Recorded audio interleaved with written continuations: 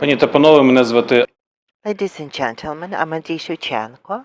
On behalf of Medіацентру Ukraine, I would like to welcome all the journalists covering our fight for freedom. Today we'll talk about health and the epidemiological situation in Lviv region and beyond. We decided to discuss the well-being of our people as it defines the well-being and our capability to protect the country. I would like to bring in Orest Chemerys, Director of the Department of Healthcare in Lviv Regional Administration. People are saying that we are spotting A-type virus in Lviv. Good day. Glory to Ukraine. Indeed, the epidemiological situation in Lviv has deteriorated somewhat, but we are seeing consistent numbers. And the spike of the disease of the flu this year is concurring with the spread of the coronavirus infection, but we have a clear understanding and vision that the situation with COVID in Lviv remains under control. 227 people are going through inpatient treatment, yet last week we are seeing a worrying upward trend. We are seeing that since the 31st of October until the 7th, 11th, 183 people have been hospitalized with the acute flu symptoms, 110 adults and 73 children amongst them. Also, let me tell you that according to the data of the disease control and prevention, there are 67 cases that have been confirmed through the PCR test as confirmed flu cases. So I can confirm what you have said today, that the defense capability of the country and the well-being of the country, the well-being of the Ukrainian economy is in our hands. So for us to be able to continue to do our part, we need to stay healthy and we need to take good care of our health. Let me say that the only way to prevent a disease is to receive a vaccination. The flu vaccination is voluntary. It is not part of the national immunization schedule, but the experience of combating COVID has demonstrated that the vaccinated population can easily cope with the waves to do with the spread of the infectious diseases. And the latest test, the course of the two waves of coronavirus, have shown that when we're dealing with a virus, when we're dealing with people who have a certain immunity, then we can ride the wave easily without overburdening the hospital capacities, and people who can get over the disease well at home or receive medical consultations can help us stay resilient as the healthcare system, and this can help us overcome the seasonal challenges. I would like to invite Nataliia Ivanchenko, who is the General Director of the Lviv Regional Center for Disease Control and Prevention. So this outbreak of flu, is it a local, a regional phenomena, or are we seeing the autumnal flu in Ukraine? We are not talking about a spike. We are saying that traditional from October to April, we are seeing an increase in seasonal diseases such as the coronavirus, flu, and a number of other viruses. But over the last 3 years, the COVID-19 pandemic has upturned the world, and we only discuss the coronavirus. The flu hasn't been so visible, or we had just seen isolated cases. But in Lviv, in the last 44th week of the year, we are seeing a stable decrease in the number of COVID-19 patients, and yet concurrently, we're seeing a 15 increase of referrals for medical aid of people who have the clinical respiratory diseases, the fever, headache, muscle pains. These people had a negative COVID-19 test, but after the lab examination, these people were confirmed sick with flu. We started using rapid response tests to discover the flu, and yesterday we used the PCR test for the first time, first to identify 40 people having the flu strain, and now we have 67 lab confirmed cases of A-type virus. We cannot give you the specifics of the type A virus, but according to the prospects of the WHO, we expected Victoria strain of virus, which we've known since 2019, which seemingly never had any untypical cases. We had the Darwin type, first selected in 21, and we don't know much about its behavior.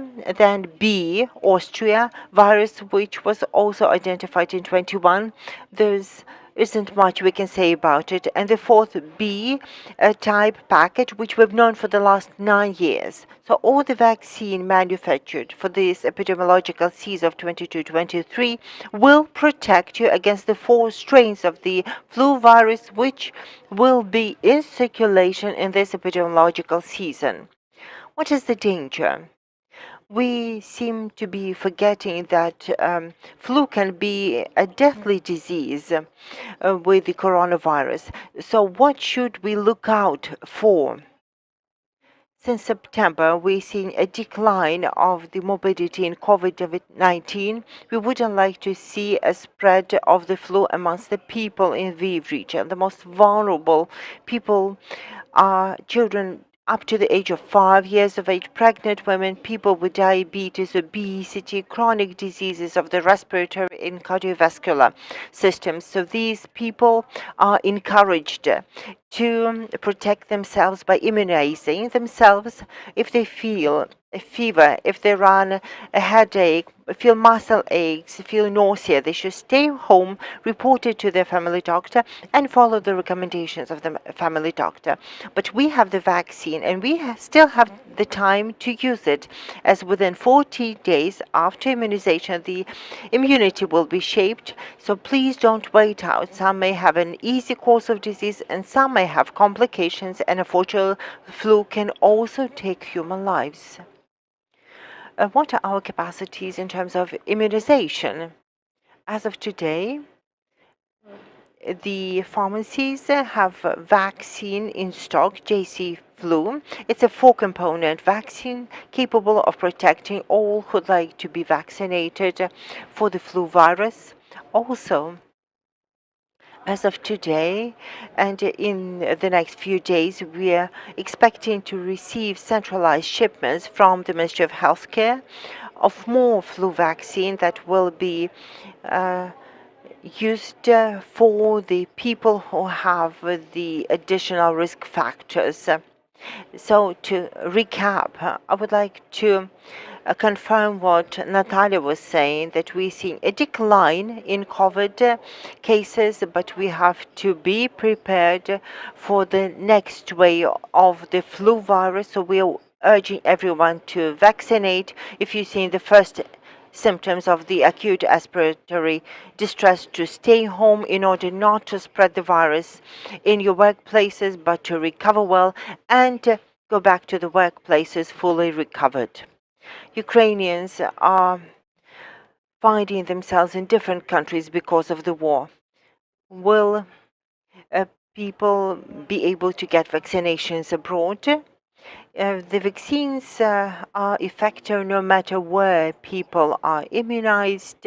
Most important is to get immunized in time to have the immunity in place before the next wave and before the next spike of disease, including flu, which we seem to have forgotten over the last 2 years.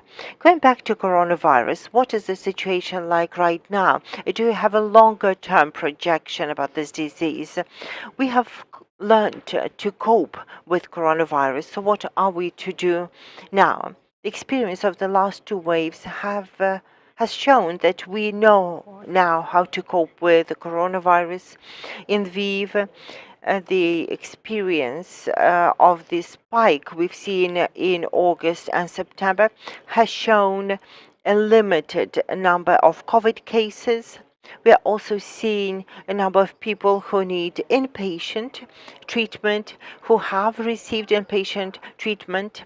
A month ago, there were 450, but now we have 227 people only who are treated with a suspicion or confirmed COVID-19. The situation is quite stable, but despite the control situation with COVID-19, we need to remember that COVID will not go away, and the flu will neither go away, and the autumn and the winter period, when the cold sets in, especially now in the context of the full-scale war, when we are saving on energy resources, we need to remember that we need to stay healthy. We need to immunize ourselves and take all steps to prevent the waves of the infectious diseases.